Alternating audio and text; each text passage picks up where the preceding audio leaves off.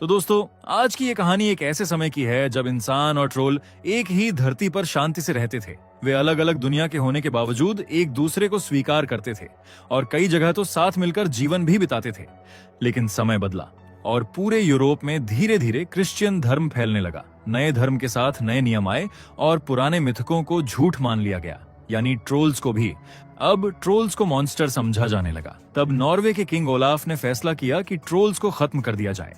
इसी फैसले पर उन्होंने अपने सैनिकों को आदेश दिया कि वे पहाड़ों और जंगलों में छिपी गुफाओं तक जाएं और ट्रोल्स को बाहर निकालें। सैनिक मशालें और हथियार लेकर अंधेरी गुफाओं में घुसे। उन्होंने ट्रोल्स को घसीटकर धूप में ला खड़ा किया और जैसे ही सूरज की किरणें उनके शरीर पर पड़ी, वे वहीं पत्थर के बेजान ढेर बन गए। इसके बाद सैनिक पूरे देश में फैल गए। जहां भी उन्हें कोई ट्रोल मिलता, वे उसे धूप में लाकर मार देते। ये शिकार कई दिनों तक चलता रहा और धीरे धीरे ट्रोल्स की संख्या कम होती चली गई।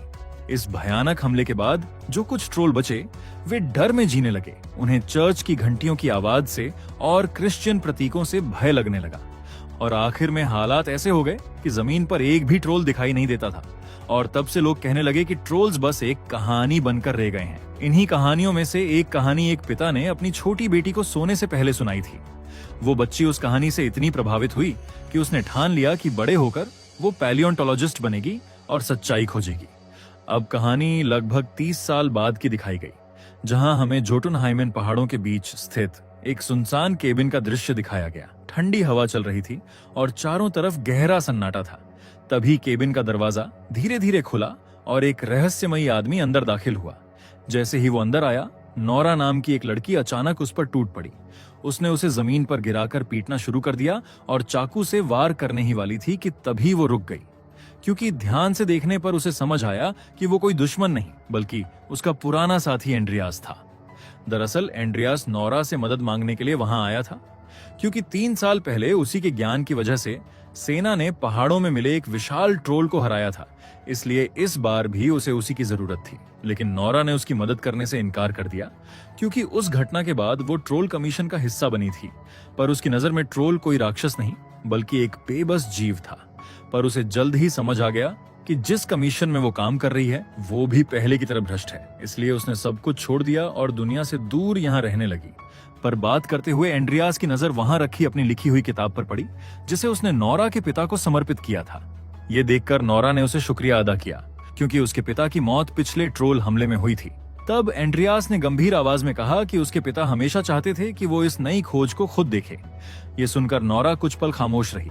फिर उसने गहरी सांस ली और उसके साथ जाने के लिए तैयार हो गई। हेलीकॉप्टर की यात्रा के दौरान एंड्रियास ने नोरा को एक सीक्रेट एग्रीमेंट दिया और उस पर हस्ताक्षर करने को कहा। फिर कुछ देर बाद हेलीकॉप्टर मॉट पावर स्टेशन पर उतरा, जहां उनकी मुलाकात प्रोफेसर मोलर और वैंगल से हुई, जो पिछले ट्रोल हमले के समय भी वहां मौजूद थे। इसके बाद वे नोरा को सीधे एक गुप्त सुरंग के अंदर ले गए। चलते हुए वे उसे सेकेंड वर्ल्ड वॉर के समय हुए मित्र राष्ट्रों के गुप्त तोड़फोड़ अभियानों के बारे में बताते रहे। उन्होंने समझाया कि उस समय दुनिया को यह बताया गया था कि ये सब पहले परमाणु बम को बनाने की दौड़ का हिस्सा था, लेकिन असल सच्चाई कुछ और थी। वो कहानी सिर्फ एक पर्दा थी ताकि लोग असली मिशन के बारे में न जान सकें। वास्तविक उद्देश्य एक विशाल ट्रोल की तलाश करना था, जिसे वर्षों पहले छिपा दिया गया था। अब जैसे ही वे सुरंग के अंत तक पहुंचे, नोरा की आंखों के सामने वही विशाल ट्रोल खड़ा दिखाई दिया, जो जंजीरों में जकड़ा हुआ था। उसके आसपास कई वैज्ञानिक शोध कर रहे थे और सुरक्षा के लिए वहां तेज यूवी लाइटें लगाई गई थीं, ताकि अगर वो हिले भी तो सूरज की रोशनी की तरह उन किरणों से पत्थर बन जाए। तभी प्रोजेक्ट की प्रमुख और विकासवादी जीव विज्ञानी मैरियन ने अपना परिचय दिया और साफ कहा कि वो नहीं चाहती कि नोरा इस केस में शामिल हो। उसे लगा कि नोरा की मौजूदगी से हालात और जटिल हो सकते हैं। लेकिन एंड्रियास ने शांत स्वर में समझाया कि प्रोजेक्ट में कोई प्रगति नहीं हो रही है और इसे बंद करने का नोटिस भी आ चुका है। इसलिए उनके पास आखिरी उम्मीद के तौर पर नोरा को बुलाने के अलावा कोई विकल्प नहीं था। कुछ पल सोचने के बाद मैरियन मान गई। उसने बताया कि ट्रोल गहरी नींद में है और उसके जिंदा होने का एकमात्र संकेत उसकी धीमी धड़कन है। जांच में यह भी सामने आया कि उसके डीएनए में इंसानों से ज्यादा समानता पौधों से मिलती है, जो उसे और भी रहस्यमयी बनाता है। इसके बाद एंड्रियास नोरा को एक ऑफिस में ले गया, जहां उनकी मुलाकात सिग्रीड से हुई। असल में एंड्रियास और सिग्रीड अब साथ थे और सिग्रीड गर्भवती भी थी। उसी कमरे में ट्रोल से जुड़े हजारों प्राचीन ग्रंथ रखे थे, जिनमें साल 1030 का किंग ओलाफ का मूल ट्रोल कानून भी शामिल था। उस कानून का एक हिस्सा गायब था लेकिन संकेत मिलते थे कि उसमें ट्रोल्स को देश से बाहर निकालने की बात लिखी थी। अब नोरा उलझन में थी और वो समझ नहीं पा रही थी कि उसे क्या करना चाहिए। इसलिए उसने बहाना बनाया कि उसे बाथरूम जाना है और वहां से निकल गई। लेकिन वो सीधे उसी कमरे की ओर चली गई जहां विशाल ट्रोल रखा गया था। वो लिफ्ट से सबसे ऊंचे प्लेटफॉर्म तक पहुंची और धीरे धीरे उसके पास जा खड़ी हुई। फिर उसने ट्रोल की नाक को हल्के से छुआ और गुनगुनाने लगी, मानो किसी प्रतिक्रिया का इंतजार कर रही हो। जब कुछ नहीं हुआ तो वो निराश होकर मुड़ने लगी। लेकिन तभी मेन कंप्यूटर की स्क्रीन पर अचानक उसके जीवन संकेतों में बदलाव दिखाई देने लगा। और वही नोरा वहां से जाने ही वाली थी कि अचानक ट्रोल की उंगलियां हल्की सी हिली और अगले ही पल उसने अपनी भारी पलकें खोली और सीधा नोरा की तरफ देखने लगा। शोर सुनते ही बाकी लोग भी कमरे में पहुंच गए। उसी समय ट्रोल हिलने लगा। हालांकि वो अब भी जंजीरों से बंधा था, इसलिए वो खुद को छुड़ा नहीं पाया। अब हालात बिगड़ते देख प्रोफेसर मोलर ने गार्ड को यूवी लाइटें चालू करने का आदेश दिया, लेकिन मैरियन ट्रोल को नुकसान नहीं पहुंचाना चाहती थी। इसलिए उसने जानबूझकर मशीन के कंट्रोल पैनल पर कॉफी गिरा दी, जिससे चिंगारियां निकलीं और यूवी लाइटें बंद हो गईं। अंधेरा होते ही ट्रोल ने पूरी ताकत से जंजीरें तोड़ दी और लिफ्ट पर जोरदार वार किया। लिफ्ट का केबिन झटके से दूर जा गिरा और नोरा उसके साथ नीचे फिसलती चली गई, लेकिन वो किसी तरह पकड़ बनाए रही और बच गई। ये देखकर एंड्रियास तुरंत दौड़कर पहुंचा, लिफ्ट का दरवाजा खोला और उसे बाहर निकाला। इस अफरा तफरी के बीच मोलर को पास में ट्रोल का एक नमूना मिला, जिसे वो उठाकर जल्दी से वहां से भाग गया। तभी ट्रोल लैब के अंदर आगे बढ़ता गया और उसने वैंगल को कुचल दिया, जिससे उसकी वहीं मौत हो गई। इसके बाद एंड्रियास और नोरा सीढ़ियों पर सिग्रीड और मैरियन से मिले और चारों आपातकालीन दरवाजे की ओर भागे। तभी ट्रोल ने पूरी इमारत को तोड़ते हुए बाहर का रास्ता बना लिया। बाहर निकलकर उसने कुछ पल के लिए ग्रुप की ओर देखा, जैसे उन्हें पहचान रहा हो, और फिर भारी कदमों से वहां से दूर चला गया। कुछ देर बाद हेलीकॉप्टर टीम उन्हें सीधे रॉयल एयरफोर्स बेस ले गई। वहां उनकी मुलाकात अपने पुराने साथी क्रिस से हुई, जिसे अब मेजर बना दिया गया था। माहौल पहले से ही तनाव भरा था और ऊपर से मीटिंग रूम में बैठते ही नोरा ने मैरियन से बहस शुरू कर दी और कहा कि ट्रोल की सही देखभाल नहीं की गई, इसलिए हालात इतने बिगड़ गए। तभी प्रधानमंत्री ब्रिनमैन कमरे में आए और उन्होंने साफ कहा कि उन्हें शुरू से ही ये प्रोजेक्ट खतरनाक लगता था, इसी वजह से वे इसके खिलाफ थे। लेकिन मैरियन अब भी ट्रोल को जिंदा पकड़कर उस पर शोध जारी रखना चाहती थी, पर नोरा ने दृढ़ आवाज में कहा कि प्रकृति की ताकत को पूरी तरह काबू में नहीं किया जा सकता। ब्रिनमैन ने माना कि वो रिसर्च जारी रखना चाहते थे, लेकिन उनकी पहली जिम्मेदारी अपने लोगों की सुरक्षा है। इसलिए उन्होंने बिना देर किए सेना को ट्रोल को मारने का आदेश दे दिया। ये सुनकर नोरा गुस्से से भर उठी, क्योंकि पिछली बार उन्होंने एक निर्दोष ट्रोल को मार दिया था। उसे लगा कि वे फिर वही गलती दोहराने जा रहे हैं। तब ब्रिनमैन ने शांत लेकिन भारी आवाज में कहा कि उस हमले में उसने अपने भाई को भी खो दिया था, इसलिए उसने साफ किया कि वो दोबारा वही दर्द अपनी जनता को नहीं झेलने देगा। अब मीटिंग खत्म होने के बाद एंड्रियास ने देखा कि नोरा अपने हाथ में एक छोटा सा पत्थर का टुकड़ा पकड़े हुए है। उसने चुपचाप उससे पूछा कि ये क्या है। नोरा ने धीमी आवाज में कहा कि ये पिछले मारे गए ट्रोल का हिस्सा है। दरअसल वो इसे अपनी गलती की याद के तौर पर हमेशा साथ रखती है, ताकि वो कभी ना भूले कि ट्रोल भी एक जीव है, जिसके अपने एहसास थे, अपना घर था और शायद अपने लोग भी। ये देखकर एंड्रियास ने धीरे से कहा कि उसने भी अपनी गलतियों को कभी नहीं भुलाया, क्योंकि इंसान उन्हीं से सीखकर आगे बढ़ता है। इसके बाद नोरा एंड्रियास को लेकर क्रिस की टीम के पास पहुंची। वहां क्रिस अपनी टीम को समझा रहा था कि वे ट्रोल पर किस तरह हमला करेंगे। नोरा ने भी उनके साथ जाने की अनुमति मांगी, लेकिन क्रिस ने साफ मना कर दिया। तब नोरा ने उसे याद दिलाया कि उसके पिता पिछली लड़ाई में मारे गए थे और वो अब भी उस पर एहसानमंद है। कुछ पल की चुप्पी के बाद क्रिस ने हामी भर दी। मैरियन भी इस मिशन में उनके साथ शामिल हो गई। इसके बाद क्रिस उन्हें हेलीकॉप्टरों के पास ले गया और दिखाया कि सेना ने उनमें खास यूवी लाइटें लगा दी हैं, ताकि ट्रोल को धूप जैसी तेज किरणों से कमजोर कर खत्म किया जा सके। इसी दौरान एक स्की रिजॉर्ट में लोग नाच गाने और जश्न में डूबे हुए थे। तब अचानक पूरी इमारत जोर से हिलने लगी और छत से लटकी डिस्को बॉल नीचे गिर पड़ी। उसी समय बाहर से एक अजीब और भारी गुर्राहट सुनाई दी। कोई कुछ समझ पाता उससे पहले ही ट्रोल ने पब की छत फाड़ दी। शुरुआत में कुछ लोग उसे मजाक समझकर उसकी तस्वीरें लेने लगे, लेकिन जैसे ही उसने भयानक दहाड़ लगाई और अपना विशाल हाथ अंदर डाला, वहां अफरा तफरी मच गई। लोग जान बचाने के लिए भागने लगे, एक दूसरे को धक्का देने लगे, जिससे कई घायल हो गए और इमारत के हिस्से टूटकर गिरने लगे। और वही ट्रोल बार बार अंदर हाथ डालता और लोगों को पकड़कर निगलता गया, जिससे पूरा रिजॉर्ट चीखों से गूंज उठा। तभी आसमान में हेलीकॉप्टरों की तेज आवाज गूंज उठी। वे तेजी से उसके पास आए और ट्रोल के ऊपर मंडराते हुए यूवी लाइटें चालू कर दी। तेज किरणें उसके शरीर पर पड़ी तो उसकी चमड़ी जलने लगी और वो दर्द से दहाड़ उठा। लेकिन अचानक ट्रोल ने पास का एक बड़ा बिजली का खंभा उखाड़ लिया और पूरी ताकत से उनकी ओर फेंक दिया। जहां वो खंभा एक हेलीकॉप्टर से टकराया और वो बुरी तरह क्षतिग्रस्त हो गया। ये देखकर क्रिस ने तुरंत अपने साथी पायलट से संपर्क किया। पायलट ने शांत स्वर में कहा कि उसके लिए उसके साथ लड़ना सम्मान की बात थी। फिर अगले ही पल हेलीकॉप्टर नीचे गिरा और जोरदार धमाके के साथ फट गया। ये देखकर क्रिस गुस्से से भर उठा और बदला लेने के लिए आगे बढ़ना चाहता था, लेकिन उसका अपना हेलीकॉप्टर भी क्षतिग्रस्त हो चुका था।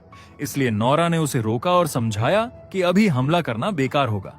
क्रिस कुछ पल ट्रोल को घूरता रहा, पर तभी ट्रोल मुड़ा और वहां से चला गया। बाद में क्रिस अपने दोस्त के दुर्घटना स्थल पर उतरा और जलते मलबे के पास खड़े होकर उनके लिए कुछ शब्द कहने लगा।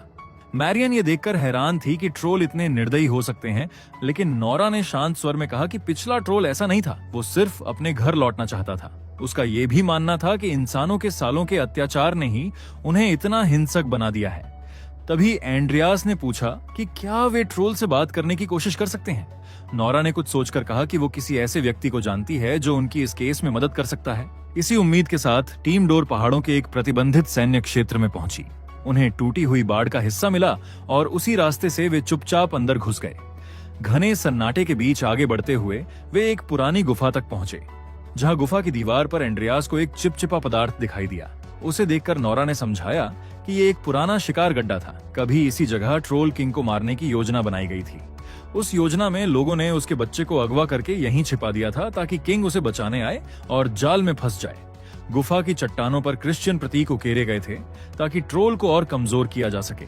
नोरा ने आगे बताया कि ट्रोल किंग उस जाल से बच निकला था, लेकिन वही ट्रोल 3 साल पहले उनके हाथों मारा गया। फिर भी उसके बच्चे के अवशेष आज तक कभी नहीं मिले। अब जब ग्रुप गुफा के एक गहरे गड्ढे के पास पहुंचा तो नोरा ने ट्रोल किंग के पत्थर को जमीन पर हल्के से ठोका और सबको शांत रहने को कहा। तभी अंधेरे से अचानक एक ट्रोल उनके सामने आ गया। नोरा ने तुरंत सबको बोला कि ये उसी कहानी का बच्चा है। उसने बताया कि पिछले 3 सालों में वो कई बार यहाँ आई थी ताकि ये ट्रोल उसके साथ सहज हो सके। फिर उसने उसे उसके पिता का पत्थर दिखाया। ट्रोल ने पत्थर को सूंघा और खुश हो गया। इसके बाद नोरा ने उसकी नाक को सहलाया। ट्रोल ने भी खुशी भरी आवाज निकाली। ये देखकर एंड्रियास हैरान रह गया। फिर नोरा ने उसे भी वही करने को कहा। एंड्रियास ने सावधानी से ट्रोल की नाक छुई और गुनगुनाया, और ट्रोल ने भी अच्छी प्रतिक्रिया दी। क्योंकि उस प्राणी का कोई नाम नहीं था, इसलिए नोरा ने मुस्कुराकर उसे ब्यूटीफुल नाम दे दिया।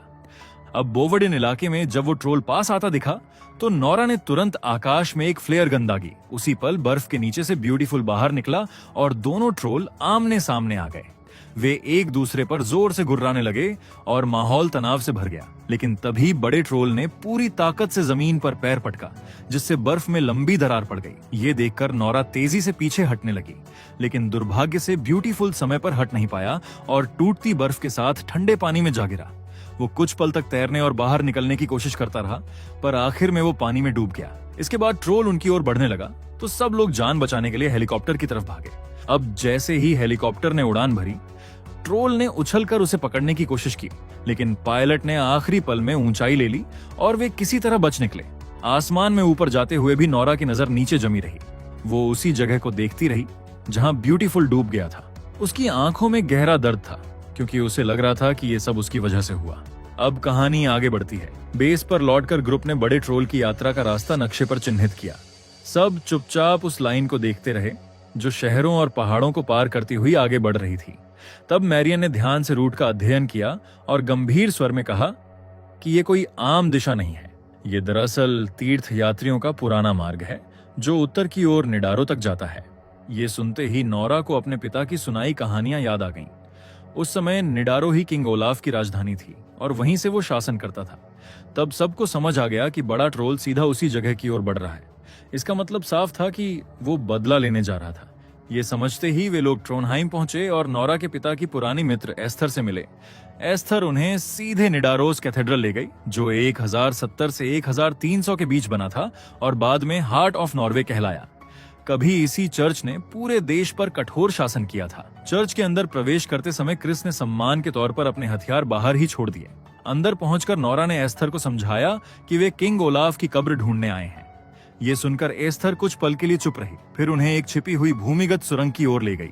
रास्ते में उसने हैरानी जताई कि चर्च ने ओलाफ को क्यों छिपा कर रखा, जबकि वो उनके लिए इतना महत्वपूर्ण माना जाता था।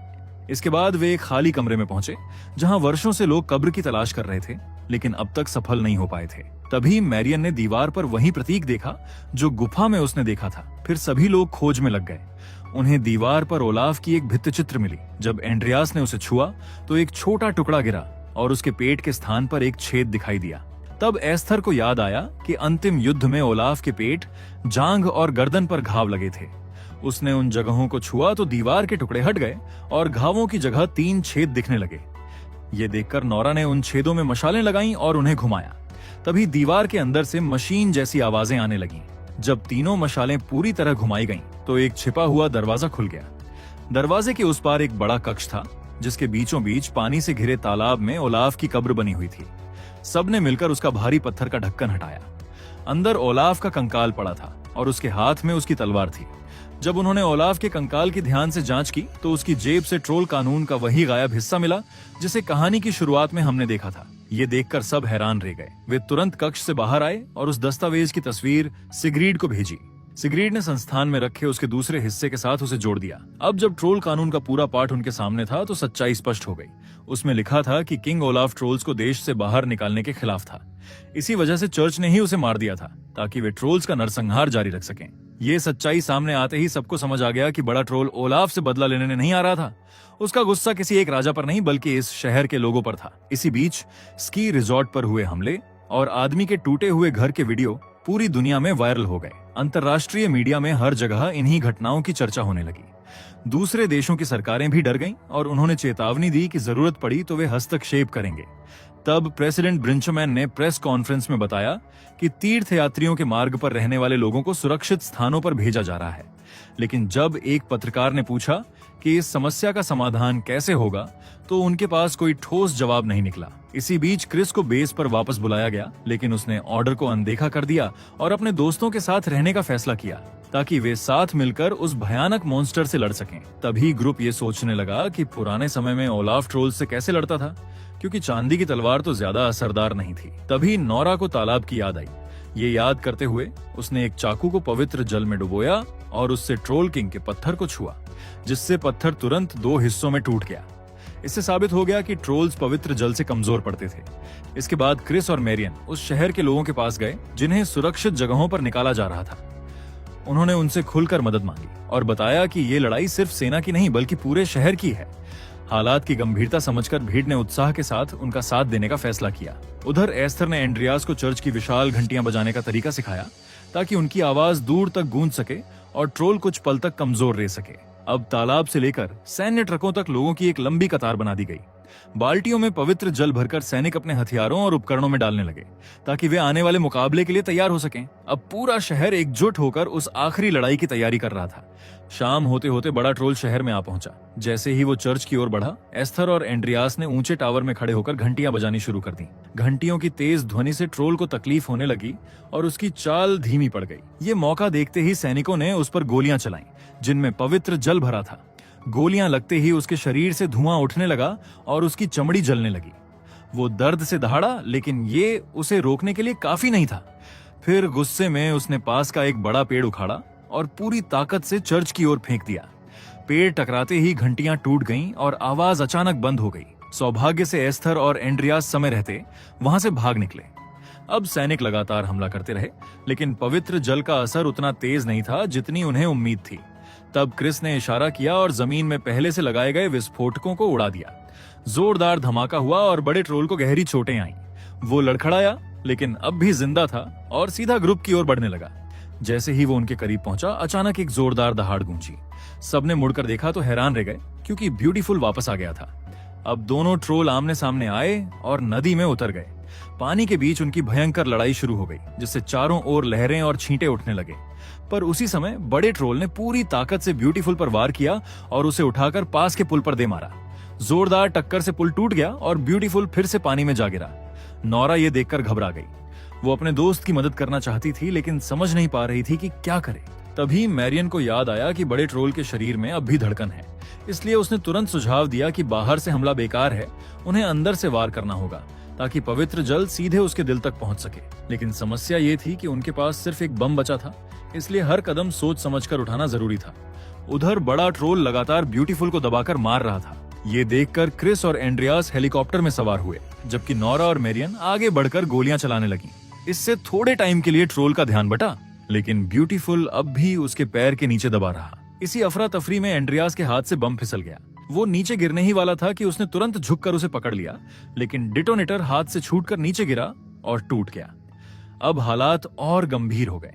बम को फोड़ने का एक ही तरीका बचा था, उसे ग्रेनेड से उड़ाना, और इसका मतलब साफ था, जो भी ये करेगा उसकी जान बचना लगभग नामुमकिन होगा। तब एंड्रियास को समझ में आया कि उसे क्या करना है। ये समझकर उसने सिग्रीड को आखिरी बार फोन किया, लेकिन बात पूरी होने से पहले संपर्क टूट गया। उसी समय ब्यूटीफुल बेहोश हो गया और नोरा ऑफ मैरियन की गोलियां खत्म हो गईं। मैरियन पीछे हट गई, लेकिन नोरा ने हार नहीं मानी।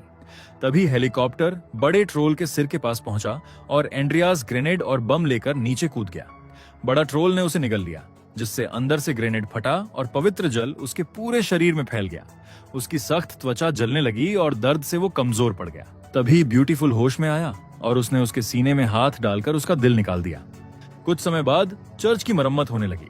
एस्थर ने एक प्रदर्शनी शुरू की, जिसमें ओलाफ की असली कहानी लोगों को बताई गई। उधर सिग्रीड ने बच्चे को जन्म दिया और क्रिस एक प्यारा मामा बन गया। और वही ब्यूटीफुल को अब पहाड़ों में आजादी से घूमने की अनुमति मिल गई और वो अक्सर नोरा के केबिन पर आने लगा। लेकिन इसी दौरान मोलर चुपचाप उस नमूने पर काम करता रहा जिसे वो चुरा लाया था, और अब वो नमूना एक छोटे ट्रोल में बदल चुका था, जो ये संकेत दे रहा था कि कहानी अभी पूरी तरह खत्म नहीं हुई थी। अगर आपको एक्सप्लेनेशन अच्छा लगा हो तो वीडियो को लाइक और कमेंट जरूर करें। ऐसी ही और मजेदार और अनोखी कहानियों के लिए चैनल को सब्सक्राइब करना ना भूलें।